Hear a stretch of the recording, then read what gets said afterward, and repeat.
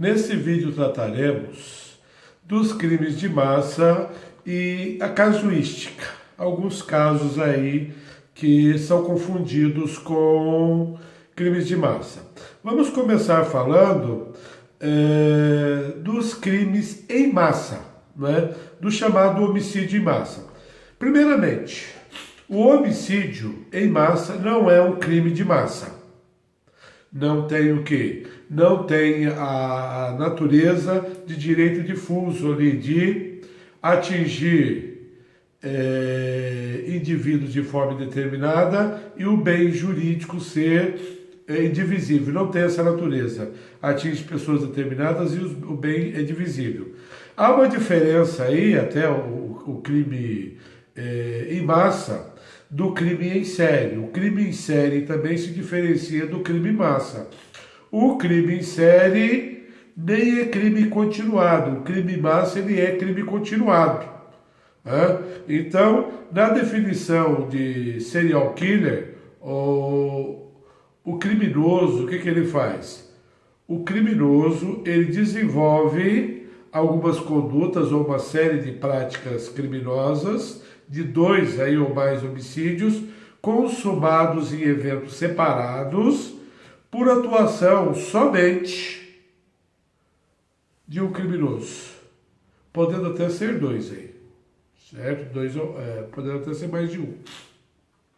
Os criminosos em série também eles reúnem suas condutas criminosas na construção jurisprudencial brasileira, como uma sequência criminosa que ficou o quê? Que ficou distante do crime continuado pelo modus operandi e por ser o modus vivendi do criminoso.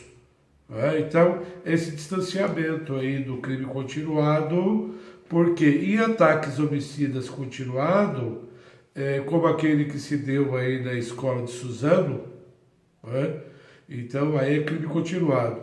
Os dois amigos mataram diversas pessoas e a imprensa até noticiou o crime como crime em massa, para expressar o quê? A quantidade de mortos e a brutalidade da atuação dos criminosos.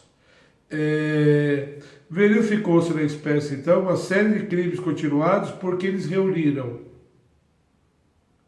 mais de uma ação ou omissão, prática de 2 ou mais crimes, a mesma espécie de crimes, a condição de tempo, lugar, maneira e execução e outras semelhanças aí, os crimes subsequentes,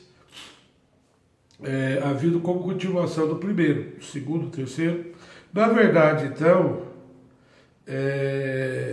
seja para expressar a dimensão de pessoas atingidas pelo crime continuado ou pelo assassino em série, o crime em massa não encontra acolhida pela comunidade criminalista no viés científico. Então, eles tratam isso daí como se fosse uma linguagem vulgar e não tem essa classificação, certo? De homicídio em massa. E crime de massa, sim, que a gente estava estudando. Por exemplo, nos desaparecidos políticos, no caso dos desaparecidos políticos, que se deu no Brasil, no Chile, na Argentina e em outros países da América Latina durante a ditadura. E se dá por muitos países do mundo. Isso aconteceu. Então, dentro desse contexto aí, a concepção de crime contra a humanidade ou crime lesa humanidade está presente aí nos crimes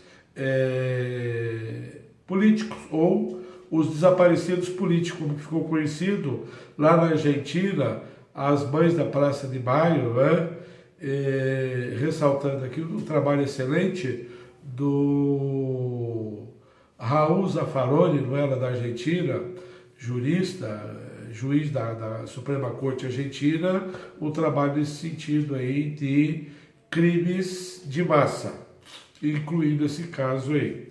Nós temos então aqui a dificuldade da classificação desses crimes, no momento em que eles ocorrem. Por quê? Porque está dentro do contexto de fronteiras, isso por conta do regime autoritário também. a impossibilidade de investigação pelos órgãos internacionais, internamente não há interesse em investigar, certo? Então, aqui nós verificamos somente a condenação por algumas organizações internacionais sobre a ocorrência de tal prática em qualquer lugar do mundo pelo governante.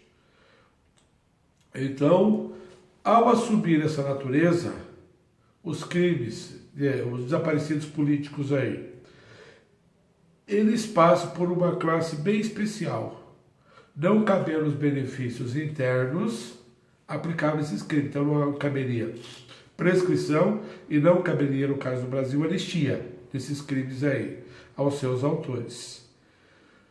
Os crimes, então, internacionais, que eu já fiz revelação em outro vídeo aí, eles acontecem dentro da fronteira, e até eu citei aí o caso do Saddam Hussein, o Slobodan Milosevic e o Hitler, certo? E o julgamento desses casos de crime de guerra e genocídio, que foi essa preocupação e acabar com determinado grupo de pessoas. Isso foi por demais interessante, porque nos crimes desaparecidos políticos, a pessoa certamente, quando usa desaparecidos, é porque essa pessoa não poderia estar viva, ela está morta. Então, essa situação aí, e claramente, quem a matou por um acidente, por qualquer evento aí, geralmente se vincula ao Estado, mesmo porque é difícil conseguir a confissão de seus executores. No Brasil nós tivemos um que confessou, inclusive vários casos que nem aparentava ser crime desaparecido político, ele narrou a participação dele tudo e os crimes ganharam natureza de desaparecido político. Essa pessoa virou até pastora da igreja evangélica e mudou toda a sua vida por conta disso daí, mas ceifou muitas vidas durante o regime ditatorial, que são os carrascos executores modernos, porque os carrascos são no período mais antigo aí.